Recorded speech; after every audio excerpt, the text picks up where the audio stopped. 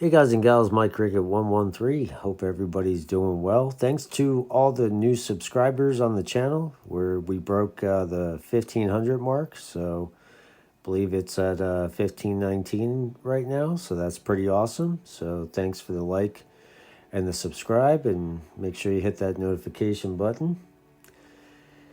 But what we want to talk about tonight is a little while ago, some of you, I'm sure, have seen that video I put out about the sad state of CB radio.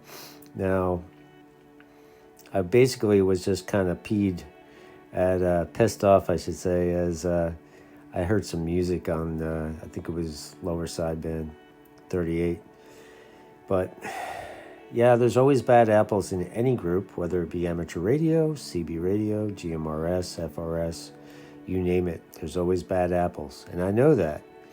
And that's okay, Don't feed the trolls, as they say. But there's always going to be good operators and there's going to be bad operators. But I forgot to say that there are good 11-meter operators out there, and they outweigh, you guys, I should say, outweigh the bad apples.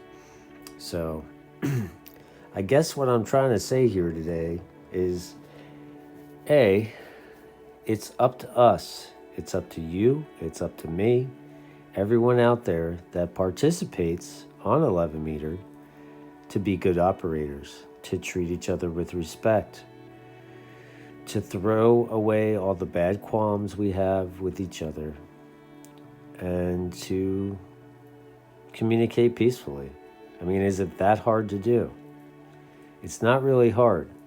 There are a lot of ladies and gentlemen out there on 11 meter, and we only have 40 channels, and some uppers, some lowers, and some stuff in between. We have the 11 meter band and there's millions of people out on these frequencies. So what we need to do is have an agreement, a gentleman's agreement, to just kind of respect each other on the airwaves.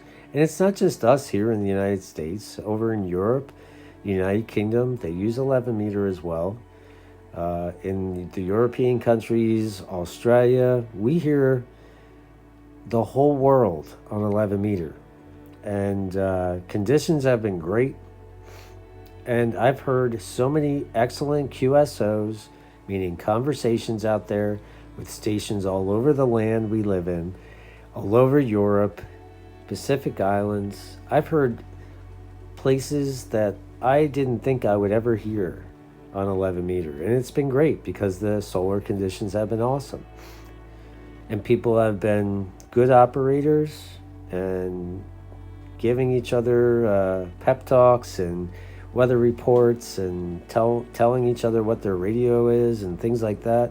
It's been fun. It really has been fun. The downside of 11 meter, if you're new to the hobby, is that, like I said, there could be thousands of people on one channel. Let's take channel 38 lower sideband, for instance. There could be 1,000 people on that one frequency. Now, you're not going to hear 1,000 people at one time, but it's hard to have a conversation, a civil conversation with somebody that you make contact with. That's why when we say we're shooting skip or calling DX, we may get a station and their number or their name, and we say how they're coming in, whether it be a 5 and 9 or your wall to wall or whatever. It's a quick exchange, and it would be nice if you heard an exchange going on that you not key up the microphone and let that exchange happen, even if it's like the 30-second law. You get 30 seconds to make your contact and move on. But how do we? It's hard. It's very hard because we're all on the same frequency together, and it is. I always try to listen out for the weaker stations, because not everybody's running the same power, as we all know. I'm not naive to that.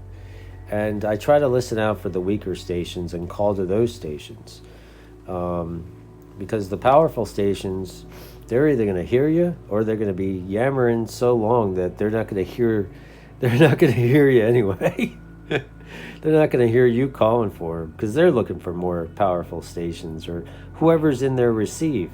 You know, when you're listening to sideband or AM, you're not always hearing the same stations another gentleman may be hearing, say, in Texas. If you live in Maine, you might not be hearing the same stations that that are in Virginia. You know what I mean? So that's the amazing part of HF. And you'll notice that if you have a lot of CB operators in your area, let's take Texas for instance. You know you have friends that are nearby within your county or the next county or whatnot. You may not hear them as well in the daytime, but you're definitely going to hear states surrounding you. You might hear a station in Oklahoma. You may hear one in Nebraska. You might not hear your local stations as easily as you would at nighttime.